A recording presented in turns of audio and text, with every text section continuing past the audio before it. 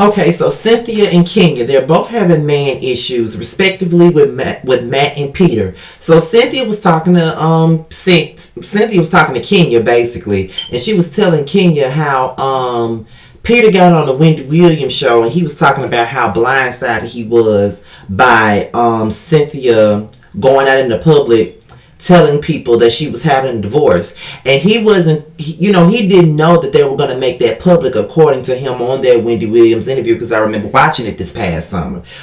He was saying that he was blindsided and all that. So Cynthia was like, well, I guess this is my first time saying it in the interview, and Peter felt some kind of way about it, and I just don't know what else to do. So I don't know, Cynthia. I mean, at the end of the day, Peter wasn't blindsided. I mean, if y'all had because looking at the footage, I mean, y'all discussed the shit long before he even did the interview with Wendy Williams. You know what I'm saying? So for him to sit up here and say that he was fucking blindsided was a mess. I guess he just wasn't ready for it, and I guess he just wasn't ready for you to put it out there so quickly. I guess that's the reason. I really don't know, but that's what it comes off as. So yeah, I remember watching that interview, and I really was ready to shade the fuck out of you about that, because I'm like, oh, here goes Cynthia being a fake ass bitch already, trying to put him on ice already, not even tell him shit.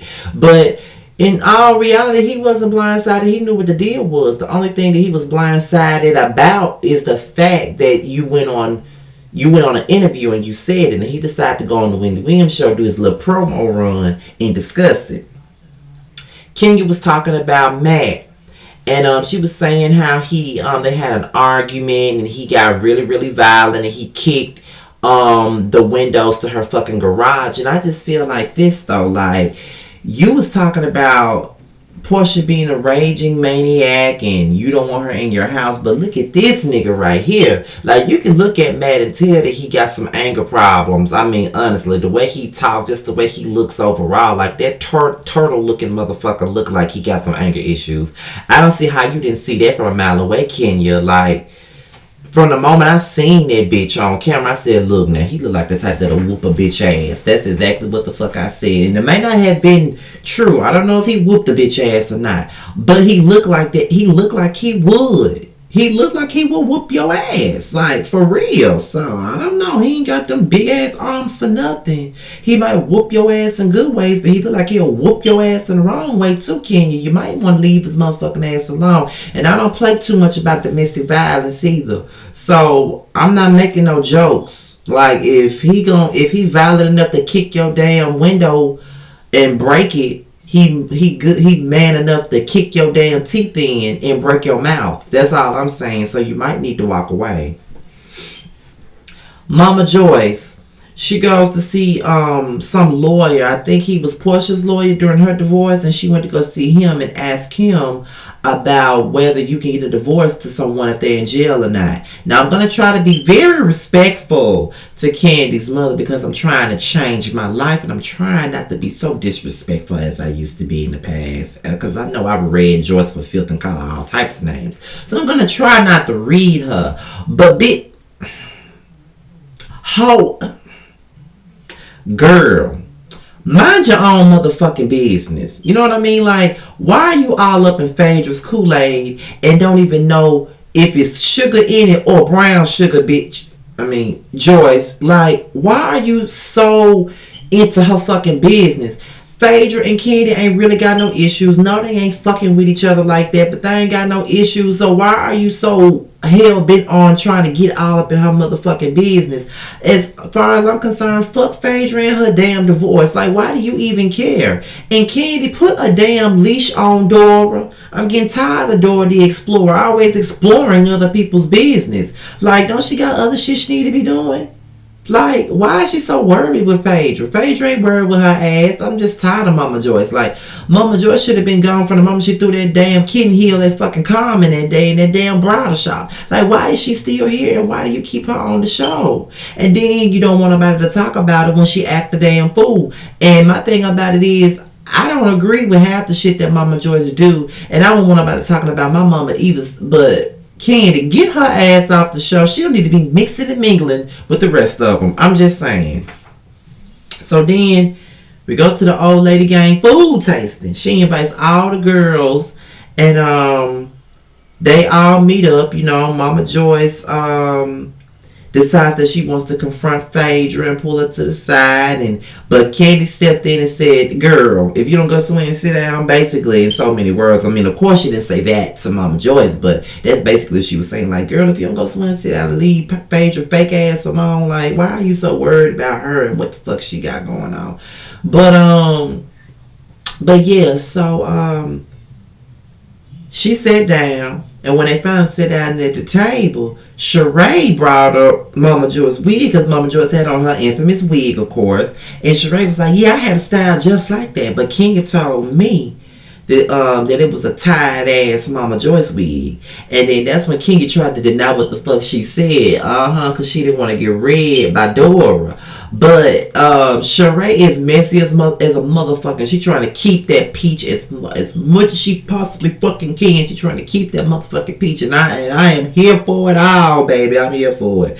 But she was messy as hell to bring that up at the table. Not only does she bring up what Kenya said about Mama Joy's wig, she asked Candy about Block in front of everybody. And I'm like, Sheree, really? Like, are you really going to sit up there and do that? Like, are you really going to sit up there and bring up something that Candy confided in you personally? Like, she talked to you about that in confidence. She cried to you about it. And your motherfucking messy ass gonna bring that shit up in front of every fucking body. Like, really though? Like, I'm usually here for Sheree and her mess, but her mess really ain't got no limits at this point. Like, you would bring this up in front of everybody else. Like, Sheree, should you be worried about your chateau instead of worrying about what the fuck Portia been doing and what block she been on, giving Kenya more ammunition to come for Portia? But girl, Sheree, you really are trying to keep that chick. I swear you are. Like, and you working overtime for it. And one can't be mad with you because you've been and you've been on the verge of working at Dollar General just like me for the last few years. So I understand what you're saying, baby. You're trying to keep that check and you're trying to get front and center. I get it because you don't want to get no job like me and be able to, do the same shit I do every damn day. You don't want to do that. So you're trying to turn it up for the camera, and I understand. But girl, calm the fuck down. Seriously. Like, that wasn't even necessary. Cynthia meets with her lawyer, and she pretty much have a conversation. She basically was saying that she's relieved that it's over, but she's not happy that it didn't work out. And sometimes it ends like that. Like, you can be happy that something didn't work out, but then you can be happy that it's over, but then you can be bummed the fuck out that shit didn't work out. You know what I mean? And I felt that way about my ex-boyfriend from 6 years ago. Like, I was like deeply in love with this man, and even though he was like 5-6 years older than me, I was like 21, he was 26, and I was deeply in love with this man. Like, I feel like head over heels in love with this man. And but the only problem was he was on a deal. He wasn't ready to come out, which I wasn't really tripping about. But when I realized that he was dating one of my homegirls behind my back and neither one of us knew about each other, then she put his ass out on blast in so many ways. He blamed me for it, and I went the fuck crazy. I fought him. Kind of Chris Browned him, fucked with his car, kicked his car, tried to run him over, all sorts of shit. So I was relieved that the situation was over with, but I was really dumbfounded that it didn't work out. I wasn't happy about the fact that it didn't work out because, I loved him a lot. That's probably, I would probably say that was probably the love of my life in so many ways because I went through the most with him. But and even now he wants to get back with me, and I won't allow it because I don't care how because I still care about him. His uncle just passed away this weekend, and I reached out to him, and he expressed his feelings about getting back with me, but I would never get back with him because it's not a good situation for me. So I feel, Cynthia, sometimes you can be happy that something over, but you can be bummed out that it don't work. And Kenya, she was on the phone with Cynthia, and she was talking about Matt. And Cynthia was like, you need to leave Matt, you need to do this, you need to do that. After that, she talks to a producer, and that's when the shit get real. She talked to a producer, she cries about it, and all of that. And I'm like, damn, this is probably one of the realest scenes of the season. So then she calls Matt, and Matt wants to come over and talk. So when he comes over, he's highly pissed off because the camera crew is there.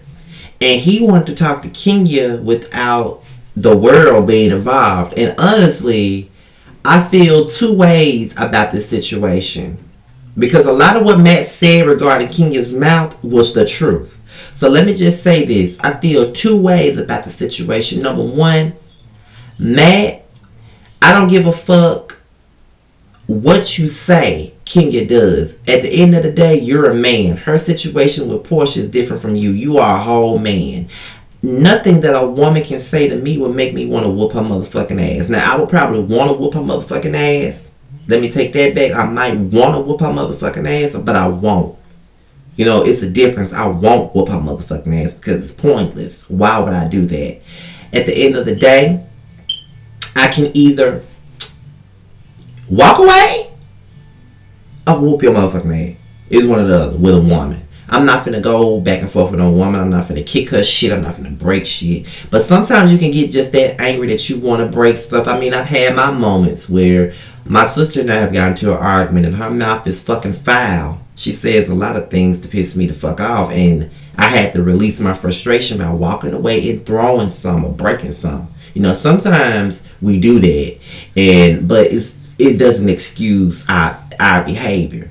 Like, if you can break a window, then you can whoop my motherfucking ass. So I understand Kenya. Now, as far as Kenya is concerned, you fucked up for bringing him in that situation like that, because he felt ambushed by those cameras being there. He didn't want to be involved in it. He wanted to talk to you by himself, but you needed a scene. You know what I mean? And then on top of that, just like he said, your mouth is disrespectful and you don't understand how you can escalate shit. And Kenya's mouth does escalate shit as Portia.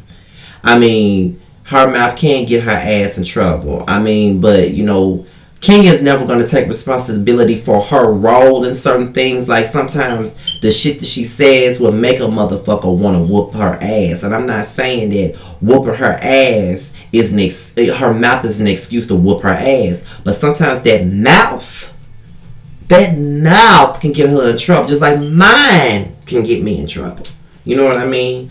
But, I don't know. I just feel two ways about it. Like, Kenya don't take responsibility for her part of the situation, and Matt ain't taking responsibility for his. You can't just outright blame her mouth for the situation. And Kenya, you just can't ambush a motherfucker and tell them that y'all gonna talk and then turn around and have him there with a whole bunch of cameras in his face. Like, that just wasn't cool. But at the end of the day, I still don't feel like Matt had any right to be violent and aggressive with her, because at the end of the day, she got every right to be scared. She probably had that camera crew there because she was scared, to be honest, because she knew that she wasn't gonna make no move in front of the cameras, because you don't want to look like no abusive, pompous jackass on TV. So that's probably why she kept the camera crew. So I feel 50-50 about that. Like, if you want to talk to him, you could have just talked to him without the cameras. So that's why he felt ambushed. But you probably was scared and you needed the security, because, you know, with the cameras being there will be security there if he tries you. So that's probably why you did that. And if she felt like having security and the cameras there would be safe for her, then I say let her do it, honestly. But at the same time, I understand Matt's point of view with the ambushing thing. I do understand that.